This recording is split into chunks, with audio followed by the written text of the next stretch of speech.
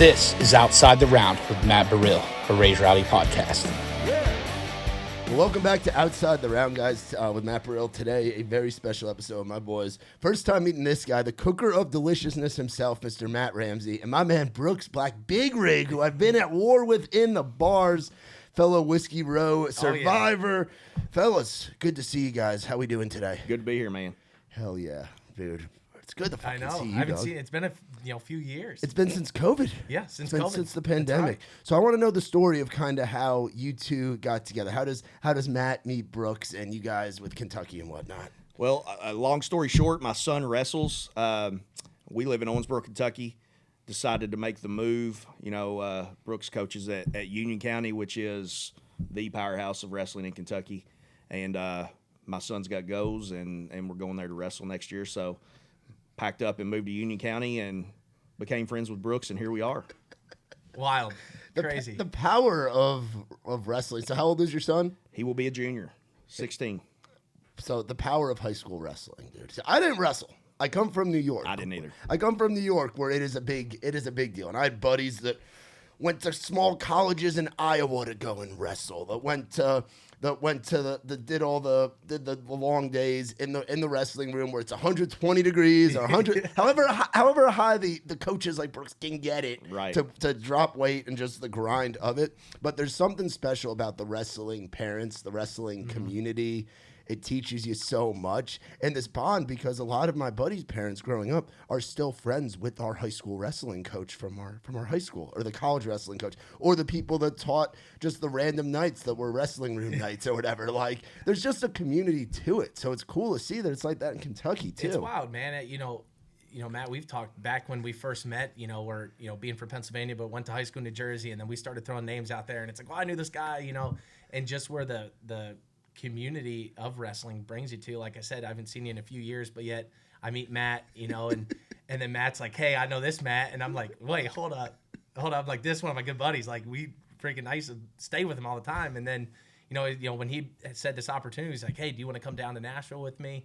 I was like, dude, I'm all in. Like, I haven't seen Matt in so long. Like, dude, some of the stuff we went through, like, yes. You know what I mean? I'm like, yeah. It's crazy. Yeah, I mean, the story of how it all came about is really nuts. I mean, like, you had 060 on. Yeah. So 060 is local to where I live. The bass player, his mom was one of my best friends in nursing school. I've known him since he was in diapers. The lead singer, I went to high school with his uncle. He was a buddy of mine. And I liked that video of your podcast with him. You contacted me. And then I saw that you followed Brooks, and I was like, dude, how you know Brooks Black? That's crazy. And then it was like, it is a small world. It's crazy how it all lines up. And the old 60 boys, dude, they just announced their fall tour. They're going all over the U.S. They were just in D.C. They were just in Pennsylvania. They're the rocket ship that they're on, and the music that's coming out of Kentucky right now is absurd. And it's always been there. It's the bluegrass state for a reason. Like, it's always been there.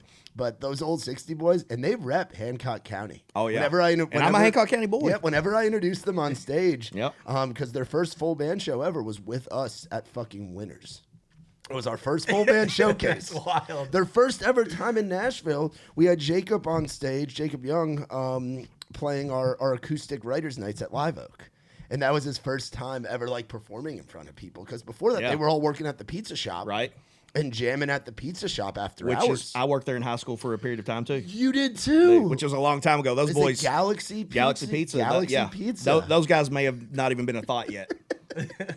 And they went from the pizza shop to Nashville, but they had me make sure that whenever I would introduce them, to say from Hancock County. Yeah. They always rep, like, ask them where they're from. They say Hancock County, Kentucky. Yep. And there's just such a pride that comes with that part of Kentucky, you know? Oh, yeah.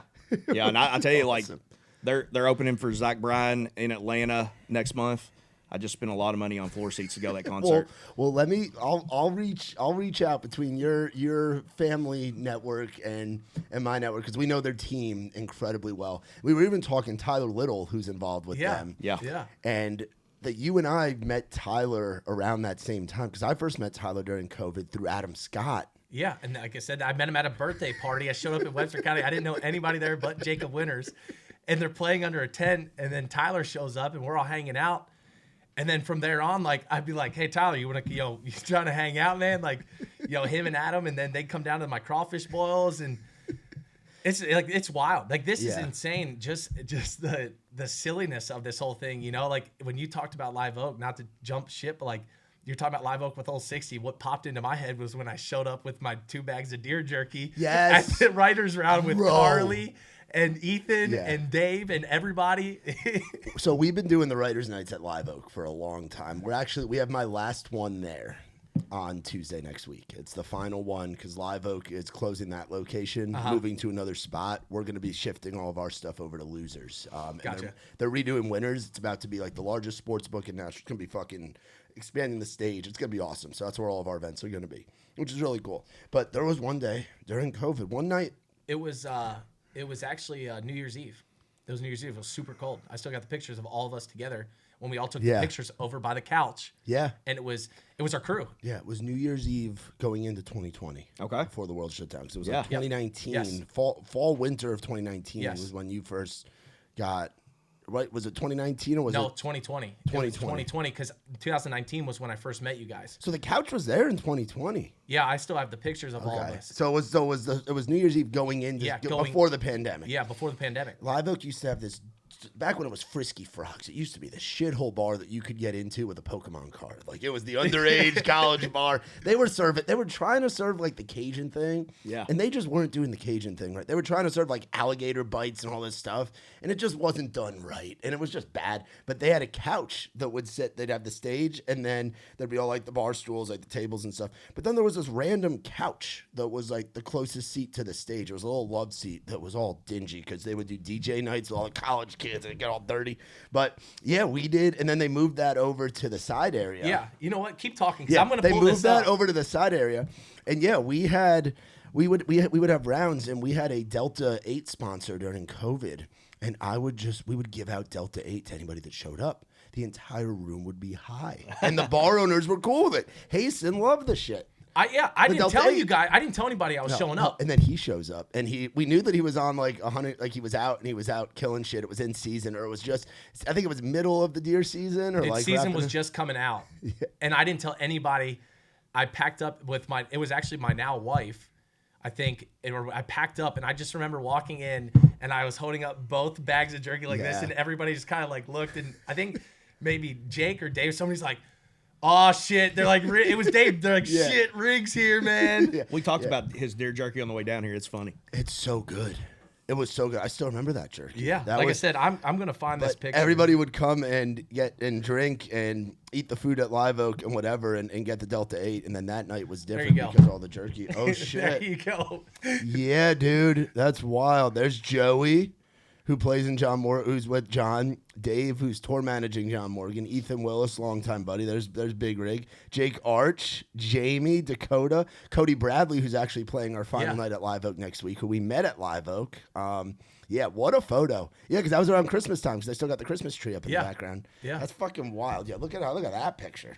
And that was the night that the shit show went on for like way too long, and I saw all of us up on the stage. Oh yeah. That's right. That was when our night would finish. So our events would go from there'd be 4 slots of like 3 or 4 people each, like the acoustic thing. And this is what we had Jacob do when he first came to town.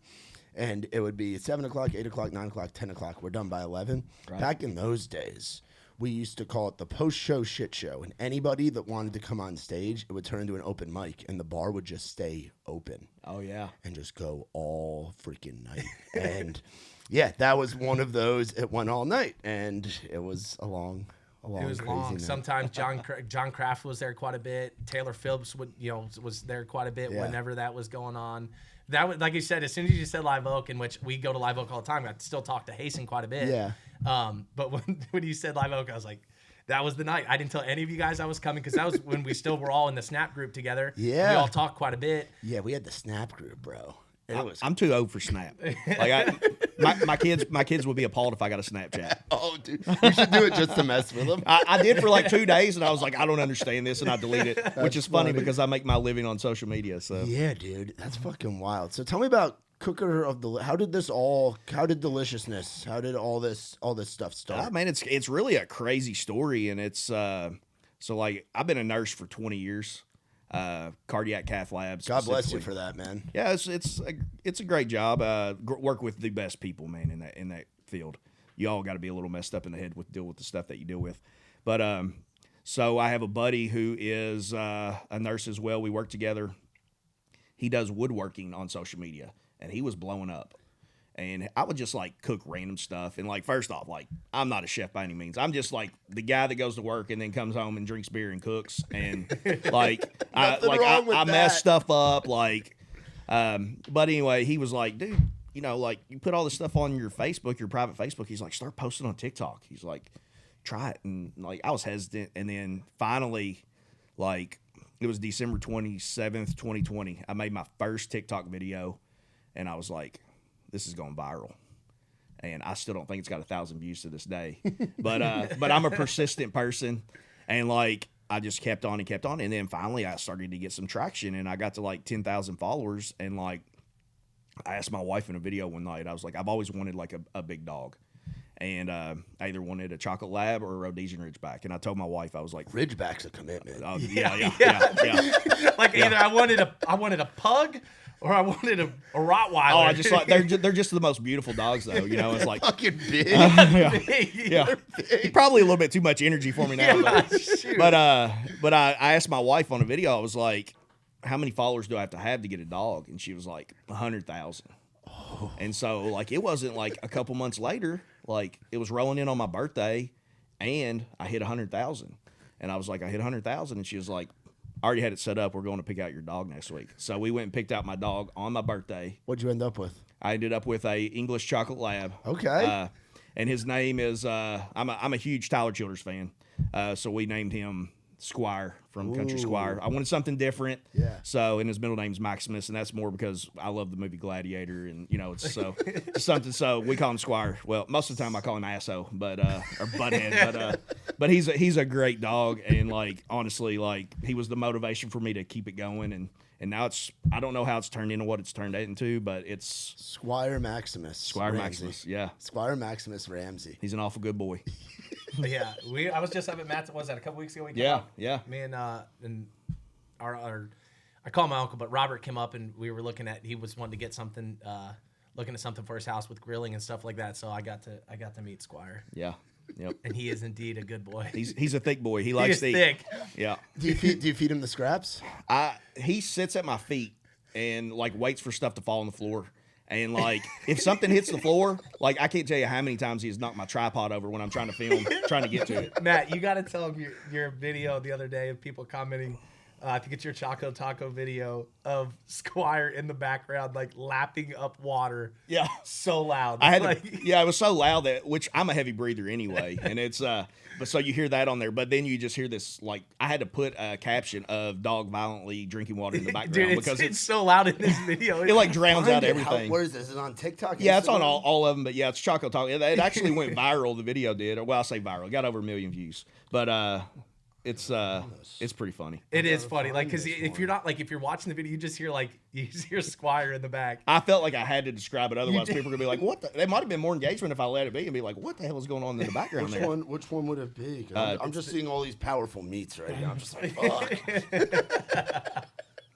Because I do like the food reviews. Oh wow. Oh shit! Cinnamon Toast Crunch. That's insane. Yeah, I found those by chance and had a like quick thought, and it turned and you out were to like, be a big oh, video. Jeez. The Great Value brand, yes, the best. I want to get the dog audio on here.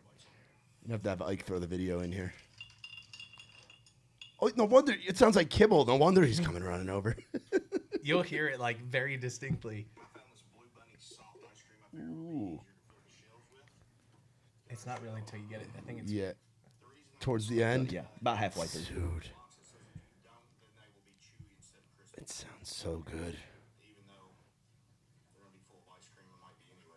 Oh, I hear him. Wow. Yeah, dude. Boy is thirsty. He's a thirsty boy. He's going to town. Boy is thirsty. Those look sick though. That looks awesome. I'm gonna have to fucking figure out. I don't know how to cook. That's what my girlfriend does. Yeah. Thankfully. Yeah. Dude, so She super loves to cool. cook. And I'll jump in on Matt for here. So we have a wrestling camps every summer, and we bring in like high level coaches, Division I coaches, right? So Matt had hollered at me. He's like, "Hey, dude, like I got to shoot some videos, but I'd love to cook lunch for you guys because we usually go down to like our 2 places we have in Union County that you like is worth the shit to eat at. So Country Fresh, which is our barbecue place, and Matt's like, "Hey, man, like I'll bring some food to you guys, like." You guys can eat lunch. So we get an hour lunch, and then that second session we call it spit and blood because like it's hard, and we have 150 kids there. So it's myself, our assistant, our other co-head coach, and we had Kevin Jack, who was a multiple-time All-American for NC State, he's from New York. Okay. So we had them, a few other coaches were there. Matt, we like walk in. Matt has this whole setup, and we're all like looking at each other like, dude, we are not going to be able to wrestle this second session, dude. Yeah. Like, and like when I don't take a go off when we start going live. We wrestle live for an hour. Yeah. And so he cooked these teriyaki ribs, cheesesteak tortellini, and then he made these cheesy bread. Dude, it was like we just kept going back, and we're like, Matt, these are unreal. We get done, we're like looking at our clock, we're like, guys, we start second session in like 10 minutes. We're all sitting there. We're like, oh my gosh, dude, this is not good. Like, it was so good, but at the same time, like, this is going to be terrible. We're trying to run and wrestle with high school kids and wrestle for an hour. I mean, it's a full hour of live wrestling on a full stomach of, I probably ate half a rack of ribs, if not a full rack of ribs in 20 minutes. I cooked like 4 racks, I think. Yeah, plus cheesesteak tortellini. Ugh. Dude, it was the best food I've ever had, and we're like telling Matt how good it was, and all of us like, they're like, and you get these kids are all excited, they're like, Coach, we want to wrestle you in this 2-minute go, and you're sitting there just like, you can feel like the rib coming back. Oh, yeah. coming back. We're just up. gonna let y'all run for an hour. Yeah, like okay? y'all run. But They're yeah. like, now's our chance to get him. Yeah, Now's our chance to take him We down. might get some vomited on. points. yeah. So that was like my first time really getting to try Matt. Dude, it was unreal. The teriyaki ribs were unbelievable. I appreciate it, man. They Yeah. sound. So, have you competed in like any cooking things? Have you thought about getting a food truck? No, and that's what like people all the time are like, you need to get a food truck, you need to open a restaurant and stuff. Like, I'm gonna be honest with you, man. Like, social media is pretty profitable if you do it right, and it's been a blessing to me and my family. It's allowed us, to wrestle at Union County. We couldn't afford to do the things that we're doing, and I'm not saying I won't go that route at some point, maybe do some catering or something, but right now it's just the social media and just trying to like grow and network, and I just love to cook and have a good time and enjoy life, and like I'm that guy, like I don't have to be rich. I just want to make enough money to enjoy my life, and I'm good. Like travel. I got a great story about traveling our vacation last month. Like you start to meet some people who are like pretty big in the world, and like we went out on a 10-day vacation out west, and I work with a Wagyu beef company called Rowdy Acres. Oh, nice. And that is owned by, if you're a UFC fan, Travis Brown, the heavyweight. Oh, no Yeah. shit. So, Who's married to Ronda Rousey? yeah, he's married to Ronda. So, like Travis, me and Travis have become good buddies, and so we went to their absurd. Yeah, we went to their ranch and stayed overnight. I got to cook twice for Ronda, and let me tell you, like she's like the nicest person in the world. Like it was a great experience, and we're talking about like Travis is from Hawaii originally. Me and the wife might go out there next year and cook something in Hawaii. Yeah, dude, well, so- mix in some pineapple and shit. yeah, Make it Hawaiian. do a collab. So Travis's best friend owns a food truck there. It's called Ooh. Meat and Buns Hawaii. You should check it out on Instagram. They really have a great Yeah. page. Claude. So we're gonna do a little collab together and with the food in Hawaii and maybe bring a little Kentucky flair to it. Dude, And I love this. I it'll be make a great Matt time. tell like he keeps me. I'm like, dude, let me know like how that because I forget where we were and we were talking and I'm like, dude, let me know how this trip goes. Like I want to know, And then he made his little post and we were riding down here. I'm like, dude, how was that trip? He's like, oh, it's unbelievable. It was awesome, man. It was Yeah. like they're great people. They're regular people who just like just like you and I, you like just sit in the kitchen and conversate with them like normal Yeah. people. But it's like you see these people on TV all the time, and it's like it's hard to understand that they are just regular people because you only see them in one light. Yeah. And but yeah, just good people. Glad to be friends with them. Glad to represent their brand. Rowdy Acres is like they are very passionate about the product they put out. It's like they use regenerative farming, so American Wagyu and full-blooded Wagyu beef, very high quality. It's so good. And then all their chickens are pasture raised, so they're not pipe full of antibiotics Yeah. and steroids and stuff. And yeah, That's awesome. Who would have thought when you make that first video and Yeah. you're trying to get to 100K for a dog, which is just ridiculous to say Yeah, it out is loud, silly. but so fucking true. But how all this too, like with the wrestling, like I was telling Robert, I'm like, and different people, I'm like even my cousin back in Pennsylvania, I'm like, dude, because I saw he liked Matt's stuff, and I'm like, dude, like I know this guy. I'm like, I literally know him. What's been like the craziest interaction that's come from it, or somebody that's following? We were like, oh shit. Well, I'll tell you what's pretty cool. So, like I told you, a huge Tyler Childers fan. December 30th, he played at Rupp, and my daughter's Christmas present. So my whole family, that's something that we bond over is music. Amen. And so my wife and my daughter and I went to Tyler Childers at Rupp. We splurged for the VIP area, so we got to go in early and eat and then sit on the floor. My wife's in the restroom, and me and my daughter are standing out there waiting for her, and a guy comes up to me. He's like, man, I love your videos. And I was like, it just took me by surprise for a second. And then he's like, I follow you on Instagram. I was like, dude, I really appreciate that. Like, and so like, I like this guy, he asked me for a picture and stuff, like the nicest guy in the world. And it's just like, it's super weird to like get recognized in public occasionally, which, you know, it doesn't happen often, but like when it does, it's just like kind of like takes you by surprise. And then like, I'll tell you, like, I've got a buddy, like, when I was a nurse, he was one of our reps for a product that we use. He was in Charlotte, North Carolina with his wife, and they were sitting at a random restaurant eating lunch, and he's like, he texted me, he's like, dude, the table next to us is talking about you. And I was like, man, I hope they're talking good. He's like, yeah, they're talking good. And I was like, oh, that's awesome. But, you know, that being said, you get a lot of criticism as well. Like, that's the when keyboard warriors. There right? are, We yeah, man. just talked there about are this, too. haters on your Oh my cooking. god, we literally. How are there haters on your cooking? Dude, everyone's got an opinion. You got to have thick skin in this. And like I said, I'm no chef. I screw stuff up all the time. Like, you know, How could you hate on like the Choco Taco thing, like the different things like that? Like everyone's one like, of the comments was like you're not even using real chocolate or something, like something silly, yeah. like everybody's like, it's a waffle cone, not a corn tortilla. And yeah, I'm like, that's what it was. like Yeah, you something got to take just- what you can get. Like, well, they don't make Choco Tacos anymore. You know, it's like, Yeah, like that's so funny. We're like talking about this stuff on the way down is like just opinionated people, because it's the same in sports and wrestling. Like you get a guy who's eating Cheetos on the couch who weighs 500 pounds sitting there talking about a guy who's just made it to the Olympics or, you know, won the Olympics. He's like, he's not even that good, Yeah. you know, or something like that. We're talking about like the food, and you get these keyboard warriors who are like, that's not, you're not supposed to use that for this. And it's like, you're probably sitting at home not doing anything. You know what I mean? Like everybody has that opinion, but like when you get face to face with somebody like that, they're not going to say that to you. Yeah, we see that in music all the time. bet. We see that especially within country music right now with all the different subgenres and people. There's different ways to kind of create and make the wheel, where you have folks that are a little bit more on the popular side. People are like, man, that ain't country. And then you've got like people that are a little bit more rock. Even like people like criticizing like Old 60, for example. Like, that ain't country. It's like, have you ever been to fucking Hancock County? Right. And like these boys are literally hey, call it what you want. It's damn good music. Exactly. That's that just like that. It's damn good food. It's damn good wrestling. Yeah. Like it's just the keyboard warriors get exhausting. I think people are just like, you have some people that are just miserable in their own lives, and I don't know if it makes them feel better to deflect that on the internet or whatever. My opinion has always been like, there's a lot of stuff I see on social media that I don't like.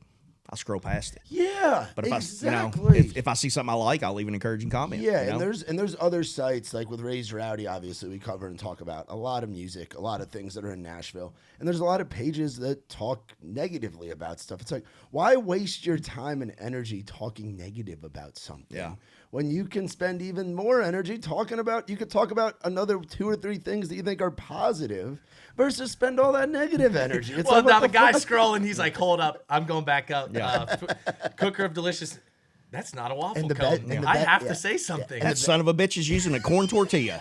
You know, like, And the best part is that's just feeding the algorithm more. Yeah. The No, comments. Hey, all comment- engagement is good engagement. Bro, isn't it crazy? Like, get out there and comment Yeah. and talk your shit. I'll take an extra 40 comments. I'll guarantee it, man. Yeah, thank you. Yeah, that's what I'll comment to people. A lot of times they keep being negative. I'm like, you're just putting money in my pocket, and I appreciate you. You know what I mean? You have a great day. What's the wildest experiment you've done on the page? What's the one where you're like, I can't believe I did that? Man, I don't know. I do a lot of experiments that never make the social media. Like, you screw a lot of stuff up. I do a lot of comfort food. It's the best kind. Yeah, no, it is. The best kind I- of the cereal. and that's the thing is like I've gained a lot of weight in the last few years because I had like a foot surgery and stuff, and it really screwed me up. That's something else we can get into. Like, 2020, like I hiked 270 miles through the Sierra Nevadas, and it's a great story. I love to talk about it. But when I got back, That's absurd. I got plantar fasciitis You can't just really drop bad. that on us. Yeah, no, it's cool. I got the best pictures, dude. I climbed Mount Whitney, which is the highest a mountain in the continental U.S. It's 14,508 feet. 18 days sleeping out in the middle of nowhere. I mean, it was like 18 of the best days of my life, other than not being close to my family. But I mean, talk about a life-changing experience. And then the foot surgery, did that help Yep. kind of get into the cooking stuff? Because you're like, damn, I can't go on these hikes? No, I've always loved to cook. I started cooking we moved in our current house in 2010. I bought a Weber kettle, and probably the white New Balances and the tongs came shortly after. But like getting in dad mode and the jean shorts. Yeah, Yeah, you gotta have the bro. We jorts love a good pair Yeah. of jorts, bro. Oh yeah. But I had to, I started just like experimenting at home, like, cooking steaks. And I saw a post last week of the first brisket I ever cooked. And like, I'm still not close to an expert at brisket, but it's something I'm trying to get better at. I want to master it. And I'm a lot better than I used to be. But the first one I cooked it, and it was like 160 degrees. Well, that's when you wrap it. And I pulled it at that. And I was like, why is this thing so damn tough? I mean, like, but it's like, it's like you live and you learn. And I try to learn from my mistakes and get better. And nothing brings me more joy than cooking for someone and them genuinely enjoying it. You know, it's like, that's the best, and food brings people together. Yeah. It really does. Definitely does. Because when we go out on the road, like we go to all these festivals and we do a bit, and we did it after Aldine put the song out without alluding to it. We called it "Try That in a Small Town" with Matt Burrill. Because I'm like Yankee Doodle Dandy over here, being from New York, and we do a lot of stuff going through like Alabama, Mississippi, Georgia, Kentucky, all these different places, and we'd pull up to some little pull dunk like meat and three. And I never talk negative about the thing, but we'd go in there and we just make content out of me eating the food in the small towns. And I'm no food expert at all, Right. But the comfort food stuff is the absolute best. I love a good meat and three. Or Yeah. I want to go to the little food or the little barbecue place that looks like it's a single wide trailer. You know, like I want to go to that little and it's just like in New York where I come from. The best Chinese places are in the little fucking basements in Chinatown where you feel like you might die, but man, you're gonna eat good. Shout out to Wohop in New York and the places in Little Italy. There's something about that, like the appearance not being the best. Now, don't get me wrong, the 5-star stuff's cool too. But Those people take pride. That's their life, and they're like they take pride in that. So I was just telling him, if you ever go to New York, when I was at Blair, northern New Jersey, our favorite pizza place after regionals was Spumoni Gardens. Yep. That was our favorite pizza place. And I was just telling Matt, because we got on the topic about pizza. I'm like, dude, I moved to Kentucky, being from Pennsylvania, go to high school in Jersey, spend a lot of time in New York. And I'm like, I come to Kentucky and I'm like, what is this pizza? you better start eating chicken, boy. I'm like, what is this pizza? Yeah, it's not the pizza is. There's pizza that I like. Okay, there's not a lot of pizza that I love around Kentucky. Yeah, I grew up at Blair with my best friend Marky Gray, who he was fighting now. Russell Cornell's brother's the head coach of Cornell. When his mom, Mrs. Gray yelled down, "Hey, I got M&S 2 down here. Come down and eat." I'm like, "Hey, I'm in," and I come down here and I'm like, this isn't the best pizza. Nashville's starting to have a really cool food scene. Yeah. Nashville's because everybody's coming from everywhere. So Right. there's some good Italian places. There's places where you can go in, like the Chef and I, where you can order the chef's. You don't know what you're going to eat, Right. But you pay that premium dollar, and the chef is a world-renowned chef who puts together a 5-course, 6-course thing for you and a date. Right. Urban Grub's great. Like you have all these different kind of styles of places. But yeah, that was the biggest thing for me coming down here was the pizza and the bagels. No more bagels. Oh, yeah. I was spoiled coming where I came from. Right. I had 4 bagel shops within walking distance. Yeah. They were all great. Well, everybody in the house was super pumped when either you or Davey came home. Yeah, dude. I'd go home. Bring a haul. Oh my gosh, dude, it was the best. The bagel people would know when I'd come home because I'd pop in there when I first got home, get my bacon, egg, and cheese, salt, pepper, ketchup on the plain bagel. I was Taylor Ham. Yeah, you were Taylor. I was Taylor Ham. Your team Taylor Ham. In Yeah. New Jersey, there's a big divide over what this breakfast meat is called. Central to southern New Jersey and Philly call it pork roll. The upper part of Central and northern into New York call it Taylor Ham. It's unbelievable. They fight about this It's shit. unbelievable. They fight about it. Yeah. There's a spot out here in Mount Juliet called Jersey Oven that does Taylor ham, like pork roll, egg and cheese. Like that's all they do. Dude, I was just home in went back to Jersey, Pennsylvania, and Jersey at the end of June with my wife. And when I got to Marquee, because I went down to Lavalette for a few days. The Jersey Shore, baby. Yeah, I'm like, dude, like I need a Taylor ham, egg and cheese. Like that's what I want. Right, like that's like for me, like that and the pizza is what I wanted when I went to Jersey. And I told Marky, I'm like, these are what I want because I don't get this. That and then we got clams. We had clams as well. Like we don't down south. We don't. I'm big on the crawfish boil scene. Yes. So I have a huge crawfish boil every year. I told Matt, I was like, man, y'all got to come next year.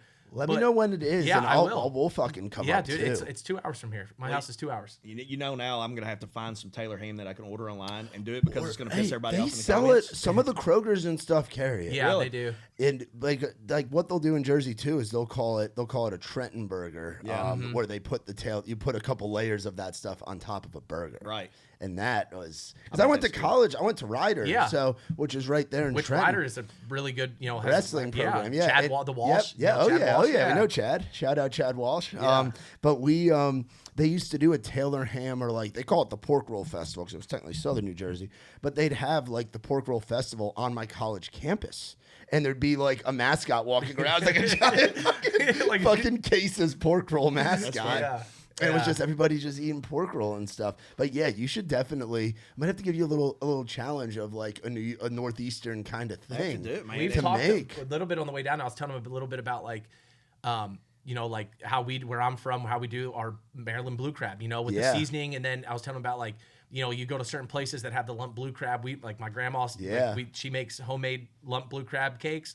But if you go to certain places in Jersey or wherever else, if it tastes like peppers, there's too much filler. Yeah. Like there's like, and we were just talking about this. It's kind of crazy. And, like I said, it just, the difference in the food from up there to down here. Yeah, and that's been one of my favorite parts about touring the country is I've gotten to experience barbecue in all the different meccas. Right. I've gotten to have it in the stockyards in Fort Worth. I've gotten to have burnt ends in Kansas City, which to me are the best thing that Kansas City has is the burnt ends. I had them a couple months ago Fantastic. at Joe's, Yeah. which is the original. They're it's like, good. oh, so good. They're good. And then you go out to like Carolina and they do it a certain way with that. I forget if they're Mustard, aren't they? mustard, Yeah, mustard and mustard-based. mustard, and then like the Southeast does it differently, and everybody within the different states does like the barbecue differently. Or you'll get like good pizza. Like I had really good Italian food in fucking Salt Lake City, Utah. All right. My mind was blown Yeah. at this place. It's like you come across all this different shit. Well, that's like one of the biggest criticisms you get on there is like if I try to cook something Italian, I'm gonna get something in the comments like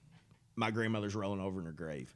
And I'm like, listen, I'm not trying to be authentic here. I'm trying to make something that tastes that good. was the crab cakes. Whatever you were talking about, you're like, I have to put in there. It's from Pennsylvania or Pennsylvania recipe or something. He's like, I get hammered if I say it's a Kentucky blue crab or something. Kentucky blue crab out of the lake. Yeah. Out of the lake. Listen, your grandmother might be rolling over in her grave because of your life choices, but she's not rolling over her grave because of a dish. You know what I mean? It's like I gave it my all. Like I'm not saying that this is where I'm from. Oh man. Yeah, it's like if I do anything like I love like Mexican food. So if I do something like that, I got to be like a gringo cooking this. That was the wildest thing about moving to the South. I thought there'd be a lot, and then obviously every small town in the South has their fast food alley. Where you've got a Hardee's next to a Sonic, next to a Mickey D's. Now you got Whataburger and In-N-Out and Raising Cane's out here and all this different stuff. But the amount of Mexican restaurants in this area, and I'm sure Matt, every southern town in Union County, we have 5. it's where With one road that runs through our county, we have 5 in the county. all former Pizza Huts. Yeah, all former Pizza Huts. no shit. That's what it seems like. Yeah. And they missed out. They didn't hold out long enough because now Pizza Hut's got the buffet back. Oh, they do, yeah. Yeah, they just None of brought the these buffet restaurants back. are further than 3 miles from each other. And they're all Mexican joints. Every single one. And they're probably all pretty busy. They all probably stay pretty consistent. not bad. But they're all like I say like white people Mexican food basically. Yeah. It's not like authentic. So close to my house you have there's a Mexican restaurant. They have an authentic location and they have like I guess you would call it Tex-Mex. Yeah. And that's the one we go to because it caters more. Like, I don't love vegetables, to be honest with you. Yeah. But the authentic, like, that's like, you get the real deal in there. So if you like authentic Mexican food, you got a place to get it. That's where you get the little street tacos and the things like that where it's different. I'm just looking for chicken, cheese, and rice and a good, hey, man, and a good pollo playa, baby. Yeah, arroz con pollo. Yeah, arroz con pollo y queso. Yes, Yeah. yes, because we used to go to Mexican joints all the time when you were living down here. My favorite was that food truck that was right there in that little strip mall, and it had like the vape shop here, and it was that It was Antioch, bro. Yeah, it was, but it was that food truck. But they had a certain dish that we all used to get, and I can't. Yeah. It was like, it maybe was some kind of like sandwich or something. Yeah. If I remember, but man, yeah, that food truck. Torta. That's what it was. The tortas. Yeah, the tortas, dude. Yeah, dude. Because Antioch, like you go to like Antioch or like South Nashville, and not the best area to be at night, but during the day, and I'd still go to some at night. Yeah. Like there was one place, I forget the name of it, but it was like a food truck and then like a trailer behind it. Yes. And it was all Latino people in there, so it'd be weird when one of us would go in there. We go in groups, and the soda was like the Jalisco or whatever, yeah, like the good stuff, yeah, like everything. And the menu was in Spanish. You had no idea what you were ordering, whatever. They had a thing on the menu called the Gringas, and they were just good street tacos, the shit that they knew we would like, you know. Right. So we would go in there, but the amount of food trucks, like taco trucks, that are in South Nashville and in Antioch is absurd. And then there was that one Mexican restaurant that all the famous people went to, like when Obama came here, he went there. Like all the presidents that have come through have gone to this one night, and it's still like everything's in Spanish, like it's very like authentico, but it's in the hood. So you're like, I can't imagine Obama and Secret Service in like 2010, like riding to him being like, I want to go there. It's like, what the fuck? People freaking out. Yeah, dude, it's crazy, man. Nashville's got a really cool food scene, dude. It's crazy to fucking see you again. I know. It's been, because I'm trying to think, when you first came down, you had the mullet. Yeah, I had an 8-inch black mullet down to my shoulders. You should have never let it go, man. No. It's coming back in. You think the mullet's coming back? I think when Wallen shaved his, I mean, his hair's growing back longer. It's pretty big in the wrestling scene. Is it really? Listen, here. All right, now that we're going down this Is it road, really? Is it like the shaved in the side, like Dude, people no, are getting no. stripes and shit? The three things, wrestling. Actually, four things. The nastiest things you are going to see in wrestling. You see the worst tattoos, like the absolute god. What are yours? You've got I don't some, have right? 0 tattoos. Really? No tattoos. You see the worst tattoos, the nastiest mullets, the worst mustaches, and the worst cauliflower ear. Yeah. Those top four. I'm telling you, go to, like, I was just out in Fargo, North Dakota. There was 8,000 wrestlers that wrestled in a week that took on Fargo, North Dakota. It's been going on. I wrestled in it when I was in high school. Yeah, I had buddies that went out there. Yeah, everybody wrestles in Fargo. And it's the nastiest hair, the mullets, the mustaches, tattoos, and the cauliflower ear that you've ever seen. It's disgusting. I like to add something to that, too. I tell my wife this all the time. There is nothing in the world nastier than a boy's bathroom after weigh-ins at a wrestling Oh, that's tournament. true. Yeah, like if you I'm gonna go deep here. If you got a shit at a wrestling tournament as a coach or a parent or an athlete, if you do not get there before weigh-ins or the tournament starts, you're holding that sunbuck in the rest of the day. Because I mean, we're talking about crap on the floor. We're talking about puke piss on the everywhere. floor, piss everywhere, puke on the toilets. Wrestlers are absolutely disgusting, which leads into my next little part. As a heavyweight my entire life, heavyweight wrestlers get the rap that we stink, that they're nasty. That is one thing I have taken pride in as a heavyweight wrestler my entire life, is that I do not stink, because I've wrestled kids that like makes you want to throw up after a match. The wrestlers are disgusting. With between ringworm, infantigo, mat herpes, like it is terrible. It's disgusting. It never fails. You'll go in the bathroom and you'll see a kid walk in. There'll be piss everywhere, and there's a kid walking in socks. And I'm like, what yes, the hell yes, What are you doing, kid? Yes, that, and I'll even add another one to it. Make it 6 is wrestling shoes and knee pads. Disgusting. And you can they're done within probably 2 weeks even getting brand new shoes. Wow. They're done. I mean, if practice, hard practices, and you're wringing out your shoes. Yeah. Like your knee pads, you're wringing them out. Which a little bit of that too. I will say, like my son, he's going to wrestle 120 this year, so he'll have to cut some weight.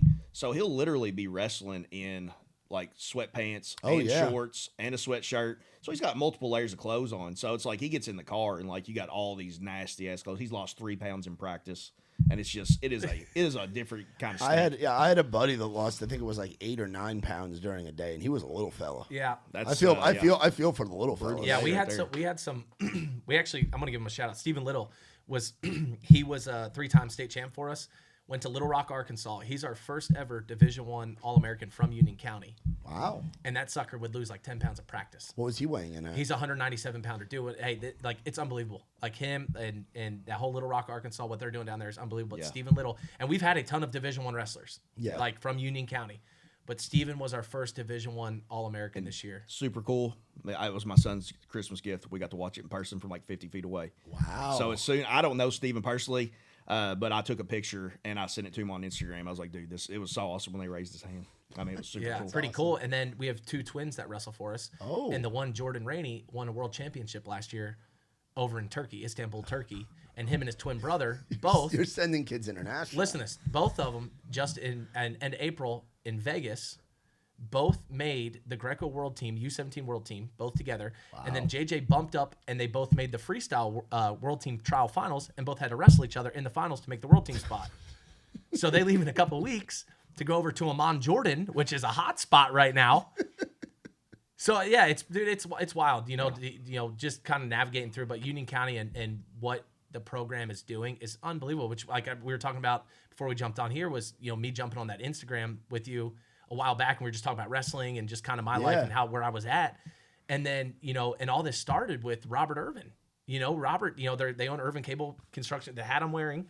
They own the company, and Robert took the part of one, took over wrestling, a while back. And dude, it's unbelievable who have came through this program and went and wrestled Division I. And then we've won 7 out of the last 8 years of state titles. Wow. Yeah, it's crazy. Dynasty. Yeah, it's unbelievable. It's unbelievable. Flow Wrestling, which Flow Wrestling. Yes. Oh, yeah. So Flow's wanting to come down this year and do a duel. They're calling it like Nights Across America. They want to come down and bring a crew with them and videotape or watch our live duel, and then they'll go to a college the next night. Like, dude, it's crazy. We only have like 550 kids in our entire high school. Yeah. It's in the middle of a cornfield. Yeah, really. Yeah. And we're catching that traction, and it's been there. Like, we've been there. Kentucky doesn't get a lot of, praise for the state of wrestling, but what Union County is doing and the morals and the values and what we're instilling in these kids, and they're going on to work. It's not like they're just getting done wrestling and then that's it. Like they're able to go get good jobs, and they're wrestling Division I. Discipline. Dude, it's wild, man. But it all started in this little county with the Irvin family. That it started back, the brothers that started, they basically started this program. And then I moved down. This year was my 10th year doing camp. I came down 2014 was my first year. Moved down 6 years ago. You know what I mean? Like, just jumping around. Like, I came from the best program in the country, from Blair Academy in New Jersey. I was, not to toot my own horn, I was the best wrestler in the country coming out of my weight class. Yeah. And then it's like, I go to these national tournaments now with coaches that recruited me or wrestlers I grew up with, and they're like, are you still in Kentucky? I'm like, yeah, it's 7 years. Like, I love it down here. And what we're doing with the program is unbelievable. And then I meet guys, like Matt and his family.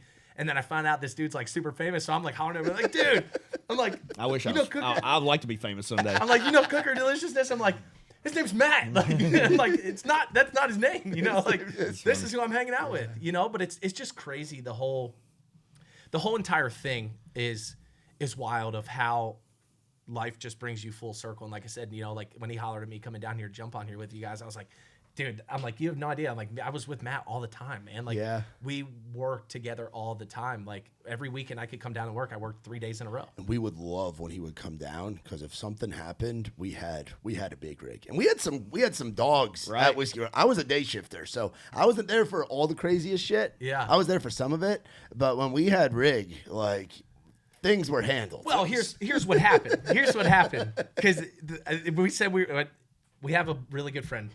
His name's Taz, and Taz. If I always say, if there's somebody that I know can scrap, like, I'm not ever afraid of somebody, but I respect them.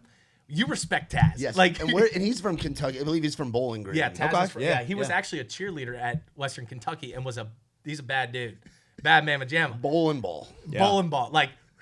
Yeah. Like, I mean, but like I said, Taz has come up quite a few times and stayed with me up in Kentucky. Great dude. But my first night working, they're like, you're with Taz. And I'm like, all right. I was like, so I'm up on like the second floor up on the stage. The boom boom room. Yeah, the boom. Yeah. Oh, yeah. The DJ room. So I'm up on the stage and Taz is standing down, and I'm nervous because like I know what I can do to somebody.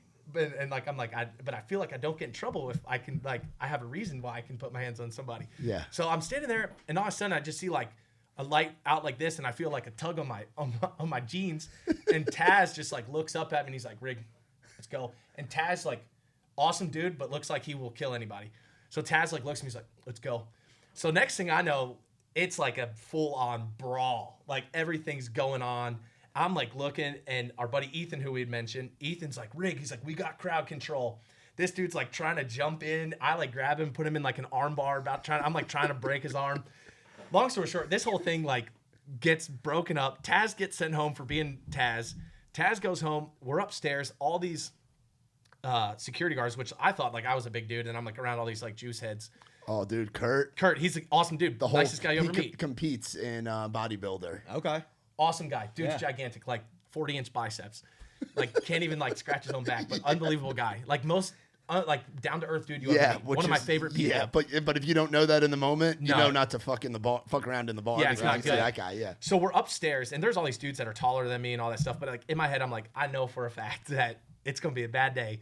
So we're upstairs, and our GM at the time is like taking his hat off, like throwing it down, yelling at us that we're gonna get a bad rap. We're gonna be like, I forget what the other bar was that was getting in trouble or something. And he's like, you guys think you guys are all these badasses, and you think you could just come up here and hot-headed, and you're going to do this, and da-da-da-da-da. He's like, I want to see you guys think you can take everybody. And Ethan, like, so nonchalantly, he, like, raises his hand. He's like, yeah, I'm going to be honest. He's like, I wouldn't mess with Big Rig. he's like, he's crazy. He's like, I wouldn't do it. And like all these other dudes, like, it was my first night, and all these, I'm like sitting there like in the back. I'm like, man, I don't know any of these guys. Yeah. And all these other big they're all freaking huge. They're like looking at me like this. And Ethan's like, no, really, like seriously, like I'm telling you, like, do not mess with him. So our GM, he's like, what? Because you think you're just some wrestler? And Ethan's like, he's not just some wrestler. Like that's not how this is going. Yeah. So I'm your Huckleberry. Yeah. So that was my first night at Row. That I'm like, dude, like this is in, man. I was in. It was so fun, and I was going down. I think it was like 8 or 9 months, almost every weekend. I was down with you guys. Yeah. Sleeping on the couch, sleeping in Matt's bed when he was gone. I'm like, hey Matt, are you there this weekend? He's like, yeah, no, I'm gone. Stay in the bed. I was on the road selling Porch Swing Angel T-shirts for Muscadine. Yeah, well, that's right. Yeah, that was right when they were really starting to take off. Wasn't it? Yeah, I was with them, and then COVID hit, and then I became buddies with Trey Lewis, and all the Dick Down in Dallas stuff happened, and I got to be a big part of that. Which was wild, if you remember. You kind of told us about, remember, I forget how it worked out. Yeah. But basically, you told, because we still had the group and basically everybody was still in it. And you kind of told us like, dude, this is about to blow up. Yeah. And we're all like, I don't remember how, we might have saw it on TikTok or something. And we had heard it or seen it, or you said something to us about it. You were like, this is going to take off. And then like overnight, dude, Dick Down in Dallas was like. Now I got a platinum plaque for fucking Dick Down in Dallas. Which was Shout wild. out Trey. Yeah. Which is how. Like I said, man, like he was talking about John Morgan, who we all would go to the bar, and John was like super quiet. I remember John short hair, just coming over the house and just being the guy at the party that would sit and play the guitar, right? You know, just but like didn't mind that guy, right? And he was really, and that was when he first moved to town. Short hair dude, hadn't met Aldine yet, like because now he's been over with Jason and works over there with all of his stuff, and it's absurd, like to see where everybody's gone, dude. Yeah. And now you're married with kids. Just had my second MMA fight. We got to talk about that. So you had retired from your playing career and had moved into coaching. Yeah. And the fulfillment of that, you're clearly passionate about it, and what you and the guys are building in Union County, and what your alums are doing, and what parents like Matt are thinking. Like you're killing it over there. How does all this MMA stuff get going?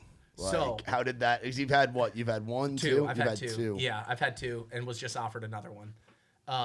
So I get out. You know, I'm done wrestling, whatever. But like, I didn't have a great college career. You know, it was okay, couple time qualifier, but it just wasn't what I was supposed to do. Yeah. And I've always liked MMA. Like I've always liked fighting. So Marky Gray, who we had talked about, like every time that Marky was fighting, I would get into the beverages a little bit, and I'm like. He would fight, he'd whoop ass, and then I'd look at my wife and I'm like, I'm doing this. And she's like, talk to me in the morning. Next morning, she's like, you still want to fight? I'm like, nah, not really. So his last fight he had before he turned pro, and this was 2 years ago, I think it was, he's like, he fights, same thing. She's like, talk to me in the morning. And our heavyweight, his dad's our MMA coach, Nate Manis, who's with the UFC. Nate trains out of Morganfield, and Brad has a gym. And so I text Brad, And I'm like, and so the next morning she's like, do you want to do this? And she's like, you still want to fight? And I was like, yeah, I'm doing it. So I text Brad, and he's like, yeah, come on in, man. I was 294 pounds. Started training end of December. Got back from Christmas break. Started training within like a month and a half. I was already down like 25 pounds. Wow. Was training 4 nights a week, running it like 2 times a week. Because I was getting myself, I guess if I'm going to do this, like I'm going all in. So I quit drinking, like was doing everything right. And I had 7 different opponents that backed out. And so the MMA world, they're not as tough as you think. The dudes who like the lower level, like amateur, they say they want to fight. And then like what happens is they give them my name. And it's not just me, it's other wrestlers. Yeah. They give the name, they look it up, and then like, no. There's a lot. It's a different mentality than the college, high school wrestler like you mentality. pick, like you basically pick who you want. So LFA, which is the 3rd largest promotion in the world, came to Owensboro, Kentucky, which is where Matt's from, which is 45 minutes from us. Yeah. So I was the only amateur fight on the card. So they had a guy actually who they called, and then the guy, and Brad called me. He's like, hey, they got a guy for you. He calls back the next day after he looks me up, and he's like, absolutely not, I'm not fighting that guy. Because of my background, you look up my name, and my wrestling comes up. So they found a guy from Africa, from Senegal. Oh. So his name's Badu Zaki. Badu Zaki. This dude's built like freaking Hercules. Yeah. Dude is gigantic, right? He's been training MMA for a couple years. Yeah. So we're like, yeah, we'll take the fight. Like, yeah, I'm in. Yeah. So I sell tickets, dude. I ended up making pretty good money. And through amateur, you don't get a purse, but you get for sponsorships and ticket sales. So I go to fight this guy. We get the weigh-ins, and we're the first face-off. This dude, he is like remember Shiva from like he had like everything cut, but this long ass like ponytail down the back. Oh wow. Has this ring on. We're standing there, and I told Brad, I said, if he does something stupid, I'm grabbing him before weigh-ins. And it's just me and him in the weigh-ins. Yeah. And he has this whole posse from Senegal. He lives in Atlanta. So we line up, and he reaches across. It's actually on his Instagram, and he puts his ring up into my face and drives my face up. And I grab him by his wrist, and I point him, and I say, we ain't doing that, old partner. So he's like, I'm going to fuck you up. I hope you bring your family. And then smacks me across the face with his flag. Oh, jeez. Right? So Brad, my coach, like, it's just me and him with all these other gigantic dudes. Yeah. And we're talking smack at the weigh-ins, and we're trying to leave. And he's like, just kept staring at us. So we get to the fight. Long story short, I have the huge scar here now, but I got illegally headbutted. They didn't see it. Oh, so shit. I got they called it TKO because I went down like blood. I mean, it was everywhere. I had 10 stitches. I was it was completely split open. Couldn't see anything. So they called the fight. It was amateur anyway. An amateur, they want you to be able to go to work the next day. Yeah. So they call it a TKO. So absurd. I got that itch out, right? Like that. I was like, all right, that's cool. Like I'm good. And then the competitiveness in me, I'm like, absolutely not. So we found out. I guess it was. Anna Lee was born, and I told my wife, I was like, I'm doing one more. I was like, there's no way I'm having an 0-1 record. There's no way. Yeah. So, end of, I guess it would have been the fall. I talked to Brad, and I was like, I'm doing one more. I got one more. So Brad talks to this place, SICP in Evansville. They're a regional promotion, but they do a really good job. So I tell Brad, and he reaches out to me. He's like, hey, you got this guy. He's 2-2. His name's TJ Johnson. He's from Terre Haute, Indiana. He's like, you want to fight him? I watched him. I was like, yeah, I'll fight him. So, because he basically, like I said, if we don't want to fight him, they just keep going through different people. They call different gyms. Ends, yeah. So I'm like, yeah, dude, I'll fight him. So once again, back into training, dude. Got back down to 250. So Uncle Robert, who I was talking about, didn't get to be. I told him if I was going to fight again, I said, you have to be in this corner because you were supposed to be in my first one, which will be Brad and Uncle Robert in my corner. You get 2 for amateur. So we're in the back warming up, dude. And like I had worked on my triangle choke like the last 2 weeks of camp because I kept getting into it off my takedowns. And I talked to Brad, and he's like, here's the game plan. You're going to 1-2, get him up against cage. Either if you don't get him against cage, single leg, pick him up, slam him, and get to your triangle choke. Dude, it couldn't have played out anymore, right? So I won every tournament there was to win in the country. And that fight, I picked him up literally above the cage, and I slammed him. And I go to ground and pound. And I didn't get to be on top of Badu before, but I'm ground and pounding this dude. I'm missing. Like, your adrenaline, like, I'm trying to hit. So he jumps over my head with his arm.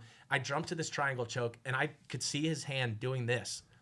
And as soon as he tapped, I've never had an adrenaline rush in my entire life. I've never felt that before. And like I said, I've won a lot of wrestling. Yeah.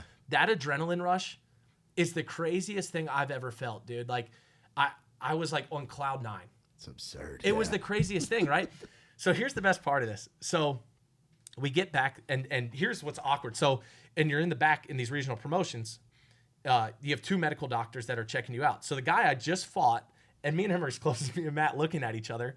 And I'm like, man, I was like, be honest. I was like, was it that tight? He's like, hell yeah. He's like some country. Come to find out, he was a Aryan Brotherhood guy. Oh. Like found out from a guy who from our gym, like saw his tattoos and stuff, like had like demons all over him and shit. Oof. Like kind of wild, but he's super nice. But he's like, I'm like, was it that tight? And he's like, hell yeah. I was like, well, I couldn't tell if it was. He goes, yeah. He goes, I was thinking about fighting it, and he's like, the shit kept getting tighter. He's like, so I tapped. He's like, I wasn't about to, because we had a huge crowd. Union County showed up at that one and this one. Oh, the entire nice. wrestling team. That's awesome. Like, it was crazy. Hell yeah. So he's like, well, I wasn't about to pass out and then like shit myself or something in front of your crowd. He's like, so I was like, screw this. Good choice. And his coach, who has been in the MMA game forever, was like talking shit on Facebook leading up. And I'm not one to post on and like talk crap to me. That's not who I am. Yeah. So his coach was like, let's effing go, TJ. He's like, let's show this wrestler that you can't wrestle when you're unconscious. Like, I literally wrestled him. I literally wrestled this dude to beat him. Yeah. And he comes in and he's like, man, I never seen nobody do this to TJ before. Da, da, da, da. So Uncle Robert, who's he's in the Hall of Fame for wrestling. Yeah. Never been in the background, never been into MMA. Dude, his mind was blown. I was like, how was it? And he said he didn't call it a fight the entire time. He's like, country man. He calls an altercation. He said, he's like my best friend. Like I said, I call my uncle, him and his brothers, I call my uncles, went to school with his kids. So he's like, I was all right till we got to that cage and I saw you about to get into an altercation with him. And so we were in the back and we get done and he's like, don't do another fight. We get done fighting. He's like, man, you got to do another one. So come to find out, I go into Brad. We got a Illinois golf outing, saw him this week. The guy who runs SCIP is doing an interview with Nate and another guy out of our gym because he's fighting October 5th. And he's like, hey, we got an offer for you. We want you to fight October 5th. I'm like, my wife's in there. I'm like, oh my gosh. I'm like, dude, no. I'm like, I can't do October. He's like, what about the spring? He's like, I'll save this guy for the spring. And I'm like, we leave. My wife's like, are you doing another one? I'm like, if you're all right with it, I might do one more.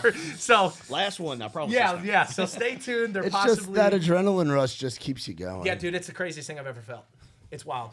It's unbelievable. Have you been to one of these yet? I haven't been. We were out of town whenever he had his last fight, so we didn't make it. So no, I've never been to a fight. Like actually, jiu-jitsu is what led us to wrestling. Though is my son started it in 2017, and I started it with him so we could do it together. And I basically did it for 3 years. I got my blue belt, and then I quit training jiu-jitsu to get ready for that hike in California. And when I got back, never went back because of the foot. And yeah, I'd like to get back to it. I'm definitely in a better place mentally whenever I'm there. It's like it's really good for you, man. I've never done any of the MMA stuff. Never done. MMA's a different animal, though. I mean, like, or just the training of like any kind of martial arts. Like never practiced any of it, and or done any of it. So maybe one day, but I don't know. Well, I'm 44 years old, so man, I'll tell you what. You talk about hurting the next day. It's like it's one of those things you got to do every day, or else like it's rough on you. Yeah, it's a lot.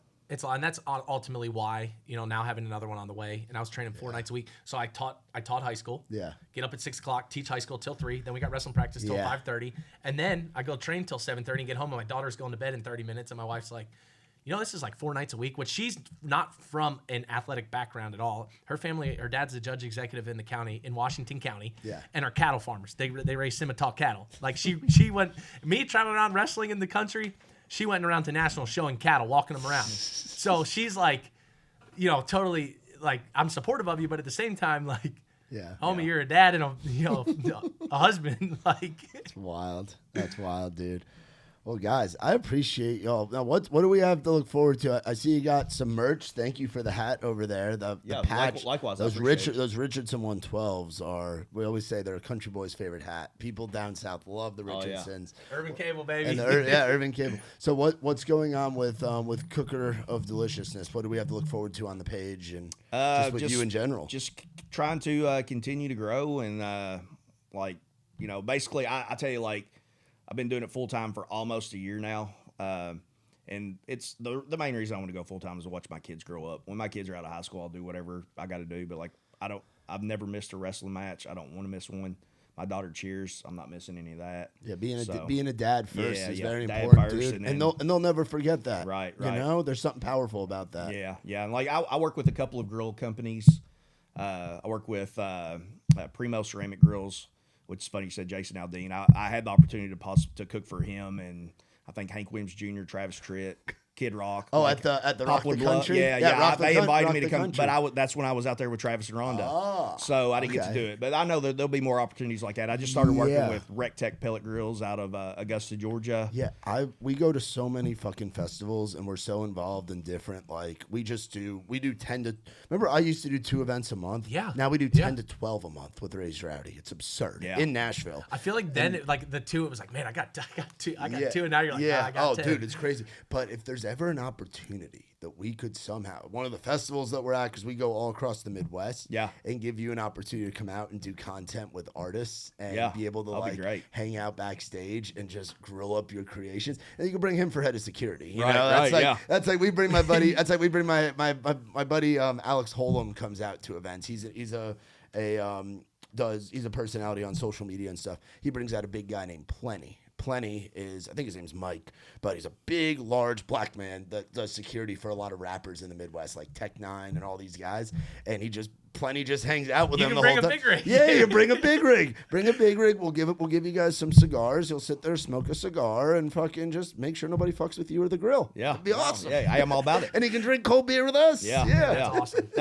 This has led to so many experiences that I never would have had. That's the best otherwise. part, It's dude. great. That's how I feel with where I started. I was a bouncer at fucking Whiskey Row, and Dude, that's what I think is making it so exciting being here, dude. Like I was telling Matt on my day, like, dude, like I literally was like with them when like Matt would like have to leave because he had to go do whatever it was. But I'm like, we were in this like house, and like the one area was like the studio. And it's nothing like that. Like I walked in, like, dude, this is unbelievable. It was a garage that was turned into a room in a shitty house in Laverne, Tennessee, and it was weird. But we had with some cool super stuff weird neighbors, with incredibly weird, odd neighbors in a cul-de-sac, and we used to stay up and do all kinds of stupid shit. I wasn't in a fraternity when I was in college at Ryder, but when my first couple years in Nashville, I felt like I was in a fraternity, working at Whiskey Row, all the Dick Down in Dallas stuff, like being with the guys, you know. But like you said, it's wild the opportunities that come from this. Yeah. Like I never thought like that. I remember watching Raised Rowdy, and I never thought I'd be the co-owner of it or be on the road. Like I used to go to a bunch of concerts and be out in a tour manager and doing all the different things that I've gotten to do. Yeah, just like 100%. you never thought you'd be hanging out with fucking Ronda Rousey cooking up Wagyu. Dude, I tell you, like it's absurd. I'll probably never meet him, but it was just super cool. And it's minuscule, really. But like Joe Rogan followed me on Instagram. Oh, I'm a huge Joe Rogan fan. Shout out Joe Rogan. Yeah, You're definitely not going to watch this. The but. dude, I freaking love those podcasts, man. Like, yeah, you know. So, that was like it's just super cool, and it's probably my favorite thing about it is my son loves wrestling. All these wrestlers, I'll follow them, and a lot of them follow me back. And my son thinks that's super. So it makes me look like a cool dad. Wrestlers like big time, like college wrestlers and stuff. Wrestlers. I didn't know if you had any like random WWE things. Well, no.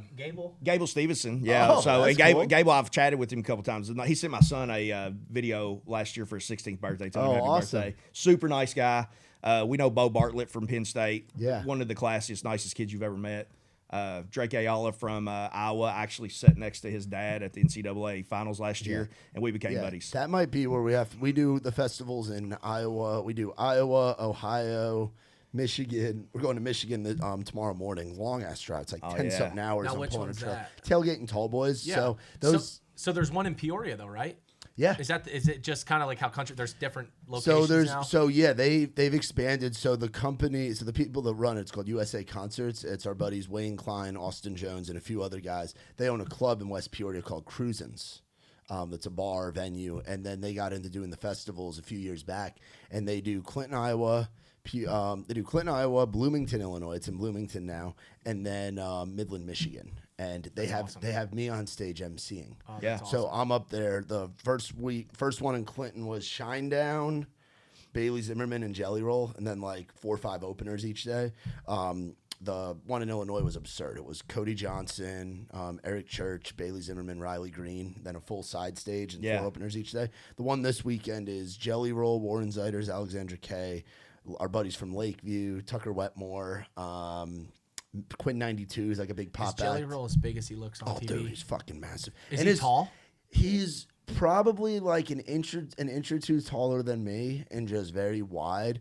But when he walks in a room, he has this presence where there's certain guys like that's where I've gotten to meet a lot of different artists and see artists on their way up, like folks that we had at Live Oak when they were first starting. Like I had Bailey. I would have never thought that Bailey Zimmerman would be Bailey Zimmerman. I thought his shit was cool, but I would have had no idea, like he was just a kid that would play around. Dylan Marlowe, Ella Langley, Meg Maroney, all these different people. Ella Langley right now, dude, she is taking over TikTok. So she is like our little sister. When I was with Trey, she was Trey's roommate for a very, very, very long time. So when I was sending you guys in the Snap group about Trey was living with Ella and some other folks. We called it the Alabama house because there were 4 people all from Alabama. And Ella used to travel around with us during the Dick Down in Dallas days. It'd be 10 of us in a van, like Trey, the band, our sound guy, our lighting guy, me, and we'd have Ella with us, and she'd open the show acoustic, play 30 minutes to kick off the night, and she'd stay up and party with everybody and hang, and she was like our little sister. So to see what she's doing now is wild. But there's certain people that like they walk in a room and they're like they have it. Like Zach Top, when we had him on one of the other podcasts, and we got to smoke cigars with him for like an hour, 2 hours after. And we were like, all right, this guy has it. Like, he commands a room when he's in the room. Right. Jelly Roll has that. Not just because of his stature, but he's just such a fucking nice guy. And his security, he looks like the nicest guy. And he has a big security crew with him. They're really nice guys. Shout out to Bozeman and Maui. And he's got, like, some great dudes. Like, it's cool. But, yeah, if we can figure out an event that we're doing, a festival, whether it's in the Midwest, the Southeast, or if we end up doing our own Raise Rowdy festival one day, which could be really fucking cool, we would love to find a way to have Cooker of Deliciousness and a big rig there. We'll find something for him to do. Yeah.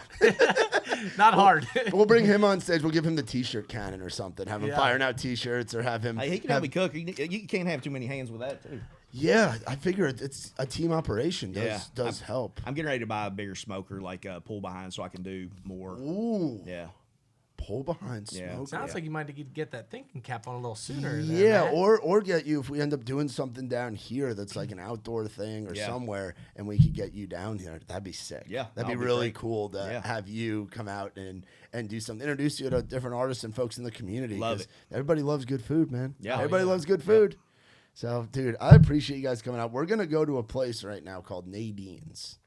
I think it's Nadine's something heaven. And it's like all day, they do all day breakfast, and they have the best fucking cheesesteaks in Nashville, Tennessee. Menu looks amazing. Oh, check out the menu. It's a good spot. On the weekends, it takes forever to get in there, but at 11 o'clock on a fucking Wednesday, we might be in the hunt. We should be golden, baby. Yeah, we should be golden. Well, where can people go to follow you guys and keep up with you if they're not following you already? I'm Cooker of Deliciousness on all social media. Instagram, Facebook, and TikTok are the big ones. My YouTube hasn't taken off yet. Same, dude. Same. I don't for know us. what it is. I can't get it to take off. It's weird. It's a whole different thing. But if you just want to see a regular guy cooking and drinking beer and doing stupid stuff, then I'm the guy. And dogs drinking water. Dogs drinking water. What about you, Rig? For me, Brooks Black on Instagram and Facebook. But I'd say really, if you want to follow some cool stuff, follow Union County Wrestling. I was gonna say, yeah. I'm just a coach who enjoys fighting a little bit, but if you really want to follow something that's really taken off even more than it has years past is Union County Wrestling. Yeah. That's where you can find us, and I'll put something on our Instagram too where you can see our page. But man, it's pretty incredible. Awesome. Well, I appreciate the hell out of you guys making this trip down here. I appreciate you having me. Let's go eat some good fucking food. Sounds awesome. Y'all be sure to check out our boys Matt and Brooks, Cooker of Deliciousness, Brooks Black, Union County Wrestling, and give them a follow. Be on the lookout. If you're in Kentucky, I want to get to one of these. I saw you guys at the tournament here in Nashville. Yeah, the Father Ryan. I want to come up to a fucking duel because the dual meets at some of there were certain high schools that you go to where it's like you got to see a football game here. Back home, you got to see a lacrosse game here. If it's the right environment and the people love, eat, breathe, sleep wrestling, I want to get up to Union County. And I'll cook for you if you come up, dude. With Nikki T and I might have to do that. Yeah, I'll bring Nikki T. With Here's what we could do is I can figure out a time like when to come up, have him, and then have him cook, and you guys can just stay with us. You know what I mean? Hang out with us in Union County, And then this year coming up, you and Nikki T come up to the Crawfish Bowl, dude. Oh, dude, that'd be awesome. Like, I'm telling you, it's we'll bring our wild. content guy too. We'll get a bunch Yeah, of content. seriously, This year we'll do it. We'll do a collab. That'd be great, yeah. This year we cooked 2 sacks of crawfish, which is 60 pounds, and we do a huge bonfire at night. crawfish. Yeah, it's fun. We get music blaring. We caution off the driveway. We have the "You Honk, We Drink" sign out front. Hell yeah. You know, so like I said, we put a banner up. It's a yeah. bunch of people from Union County, and yeah, like I said, I'll let you know too when the dates are on that. But me and Matt already talked about him. Maybe possibly even cooking too, just doing some meats and stuff while I do the crawfish. Little assortment. Yeah, not everybody eats Cajun food, so Food brings people together. Amen. It really does. Well, thank you guys as always for watching. Be sure to visit RaisedRowdy.com. Like, rate, subscribe, tell your mama, and then we will see you next time. For my man Matt and my man Brooks, I'm Matt Burrill. This has been Outside the Round. I ain't never been the kind for staying one place for too long. I ain't never been the best at saying I love you to a girl I love. Only got a couple tricks up my sleeve. They usually just make them leave.